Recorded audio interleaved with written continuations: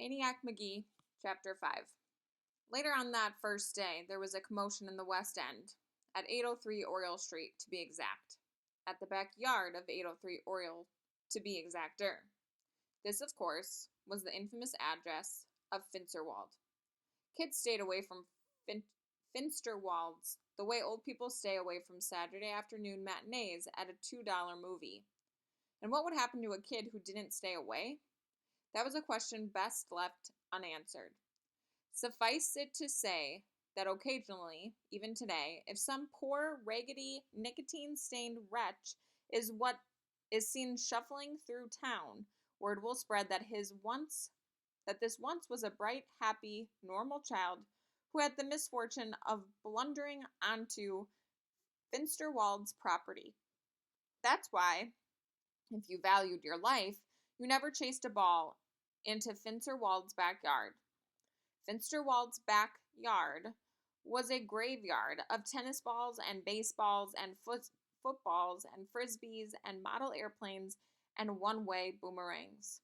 That's why his front steps were the only unsat-on front steps in town, and why no paper kid would ever deliver there, and why no kid on a snowy day would ever shovel that sidewalk, not for $1 zillion. So it was late afternoon and screams were coming from Finsterwalds. Who? What? And why? The screamer was a boy whose name is lost to us, for after this day he disappears from the pages of history. We believe he was about 10 years old. Let's call him Arnold Jones. Arnold Jones was being hoisted in the air above Finsterwald's backyard fence. The hoisters were 3 or 4 high school kids. This was one of the things they did for fun. Arnold Jones had apparently forgotten one of the cardinal rules of survival in the West End. Never let yourself be near Finsterwalds and high school kids at the same time. So there's Arnold Jones, held up by all these hands, flopping and kicking and shrieking like some poor Aztec human sacrifice about to be tossed off a pyramid. No, no, please, he pleads, please. So of course, they do it. The high schoolers dump him into the yard, and now they back off, no longer laughing, just watching the back door of the house, the windows, the dark green shades. As for Arnold Jones, he clams up the instant he hits the ground. He's on his knees now, all hushed and puckered. His eyes goggle at the back door, at the doorknob. He's paralyzed, a mouse in front of the yawning maw of a python. Now, after a minute or two of breathless silence, one of the high schoolers thinks he hears something. He whispers, "Listen." No one hears it. A faint, tiny noise, a rattling, a chittering, chattering, and getting louder. Yes, chattering teeth. Arnold Jones's teeth. They're chattering like snare drums. And now, as if his mouth isn't big enough to hold the chatter, the rest of his body loins in. First, it's a buzz-like trembling, then the shakes, and finally, it's as if every bone inside him is clamoring to get out. A high schooler squawks, "He's got the Finsterwallies!" "Yeah, yeah!" they yell, and they stand there cheering and clapping. Years later, the high schoolers' accounts differ. One says the kid from nowhere hopped the fence, hopped it without ever laying a hand on it to boost himself over. Another says the kid just opened the back gate and strolled on in. Another swears it was a mirage, some sort of hallucination, possibly caused by evil emanations surrounding 803 or Oriole Street. Real or not, they all saw the same kid, not much bigger than Arnold Jones, raggedy, flap-soled sneakers, book in one hand. They saw him walk right up to Arnold, and they saw Arnold look up at him and faint dead away. Such a bad case of the Finsterwallies did Arnold have that his body kept shaking for half a minute after he conked out. Finsterwallies. Noun. Violent trembling of the body, especially in the extremities, including your arms and legs. The phantom Samaritan stuck the book between his teeth, crouched down, hoisted Arnold Jones's limp carcass over his shoulder, and hauled him out of there like a sack of flour. Unfortunately, he chose to put Arnold down at the one spot in town as bad as Finsterwald's backyard, namely Finsterwald's front steps. When Arnold came to and discovered this, he took off like a horsefly from a swatter. As the stupefied high schoolers were leaving the scene, they looked back. They saw the kid, cool times 10, stretch out on the forbidden steps and open his book to read. Chapter 6. About an hour later, Mrs. Valerie Pickwell twanged open her back screen door, stood on the step, and whistled. As whistles go, Mrs. Pickwell's was one of the all-time greats. It reeled in every Pickwell kid for dinner every night. Never was a Pickwell kid ever late for dinner. It's a record that will probably stand forever. The whistle wasn't loud. It wasn't screechy. It was a simple two-note job. One high note, one low. To an outsider, it wouldn't sound all that special. But to the ears of a Pickwell kid, it was magic. Somehow, it had the ability to slip through the slush of 5 o'clock noises to reach its targets.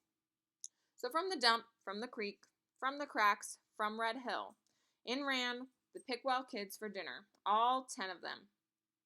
Add to that the parents, baby Dee Dee, grandmother, and grandfather Pickwell, great-grandfather Pickwell, and a down-and-out taxi driver whom Mr. Pickwell was helping out. The Pickwells were always helping out somebody. Ale that, and you had what Mrs. Pickwell called her small nation. Only a ping-pong table was big enough to seat them all, and that's what they ate around. Dinner was spaghetti. In fact, every third night dinner was spaghetti.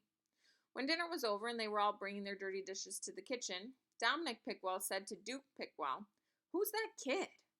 "What kid?" said Duke. "The kid next to you at the table." "I don't know. I thought Donald knew him." "I don't know him," said Donald. "I thought Diane knew him." "Never saw him," said Diane. "I figured he was Deirdre's new boyfriend." Deirdre kicked Dion in the shins. Duke checked back in the dining room. "He's gone." The Pickwell kids dashed out the back door to the top of Rake Hill. They scanned the railroad tracks. There he was, passing Red Hill, a book in his hand. He was running, passing the spear field now, and the Pickwell kids had to blink and squint and shade their eyes to make sure they were seeing right, because the kid wasn't running the cinders alongside the tracks or the wooden ties. No, he was running where the Pickwells themselves, where every other kid had only ever walked, on the steel rail itself. Chapter 7. When Jeffrey Magee was next spotted, it was at the Little League field in the park. The Little League game had just ended. The Red Sox had won, but the big story was John McNabb, who struck out 16 batters to set a new 2 Mills LL record. McNabb was a giant. He stood 5 feet 8 and was said to weigh over 170 pounds. He had to bring his birth certificate into the league director to prove he was only 12. And still, most people didn't believe it. The point is, the rest of the league was no match for McNabb. It wouldn't have been so bad if he'd been a right fielder, but he was a pitcher, and there was only one pitch he ever threw, a fastball. Most of the batters never saw it. They just heard it whizzing past their noses. You could see their knees shaking from the stands. One poor kid stood there long enough to hear strike one go past, then threw up all over home plate. It was still pretty light out because when there are a lot of strikeouts, a game goes fast. And McNabb was still on the mound even though the official game was over. He figured he made baseball history and he wanted to stretch it out as long as he could. There were still about 10 players around, Red Sockers and Green Sockers, and McNabb was making them march up to the plate and take their swings. There was no catcher. The ball zoomed to the backstop. When a kid struck out, he went back to the end of the line. McNabb was loving it. After each whiff, he laughed and bellowed the strikeout total. 26, 27, 28. He was like a shark. He had the bloodlust. The victims were hunched and trembling, walking the gangplank. 34, 35. And then somebody new stepped up to the plate. Just a punky, runty little kid. No Red Sox or Green Sox uniform. Kind of scraggly, with a book which he had laid down on home plate. He scratched out a footing in the batter's box, Fox cocked the bat on his shoulder and stared at McNabb. McNabb croaked from the mound. Get out of there, runt. This is a Little League record. You ain't in Little League. The kid walked away. Was he chickening out? No. He was lifting a red cap from the next batter in line. He put it on. He was back in the box. McNabb almost fell off the mound. He was laughing so hard. Okay, runt. Number 36 coming up. McNabb fired. The kid swung. The batters in line automatically turned their eyes to the backstop, where the ball should be. But it wasn't there. It was in the air, riding on a beeline right out to McNabb's head. Same line it came in on, only faster. McNabb froze, then flinched, just in time. The ball missed his head, but nipped the bill of his cap and sent it spinning like a flying saucer out to shortstop. The ball landed in the second base dust and rolled all the way to the fence in center field. Dead silence. Nobody moved. McNabb was gaping at the kid, who was still standing there all calm and cool, waiting for the next pitch.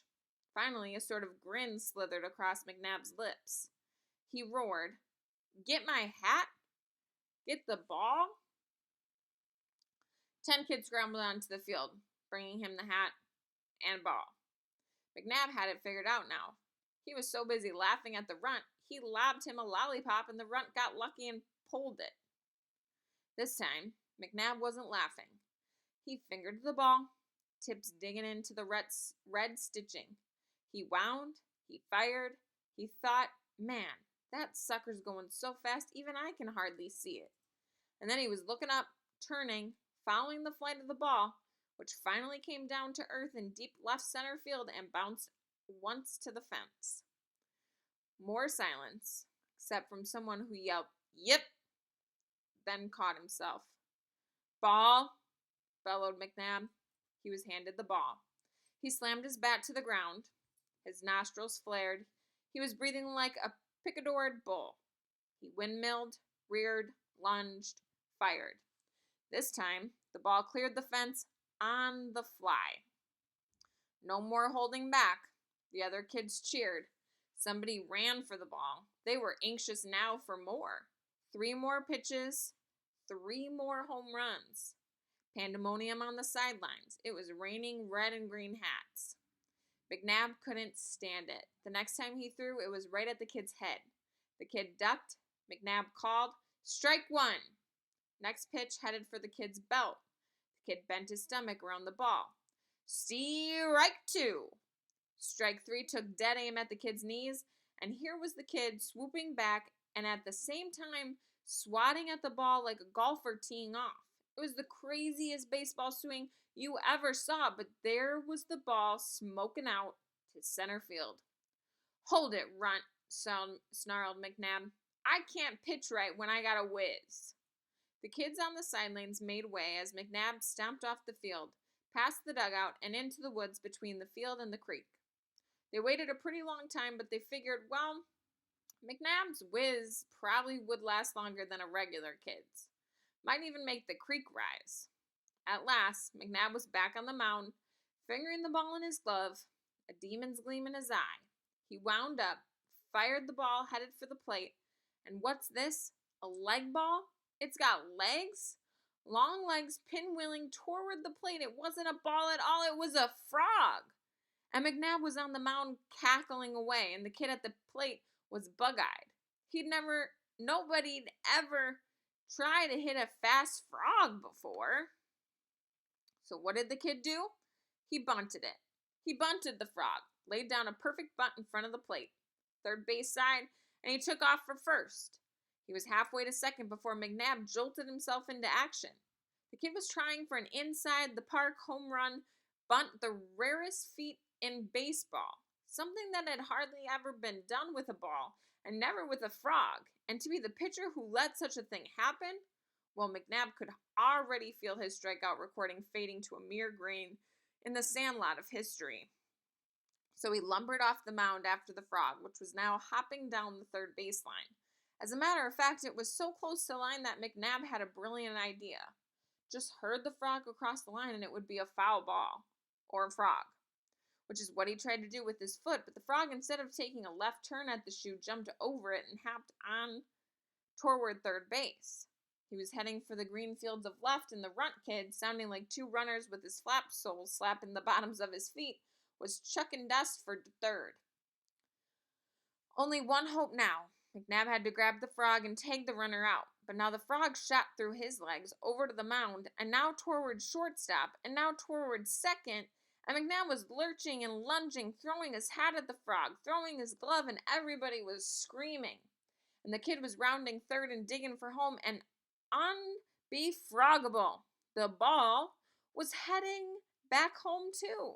The ball, the batter, the pitcher, all racing for home plate, and it was the batter, the new kid out of nowhere, who crossed the plate first, at the same time scooping up his book, twirling his borrowed red cap back to the cheering others, and logging on past the empty stands and up the hill to the boulevard. McNabb, gasping, croaking after him, "Don't stop till yet out of town, runt. Don't let me ever catch ya." And that's how Jeffrey Magee knocked the world's first frog ball for a four-bagger. Chapter 8. And now he came to be called Maniac. The town was buzzing. The schools were buzzing. Hallways, lunchrooms, streets, playgrounds, West End, East End, buzzing about the new kid in town.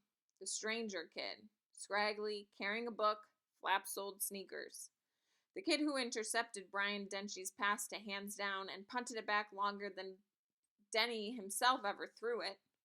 The kid who rescued Arnold Jones from Finsterwald's backyard. The kid who tattooed Giant John McNabb's fastball for half a dozen home runs, then circled the sacks on a bunted frog.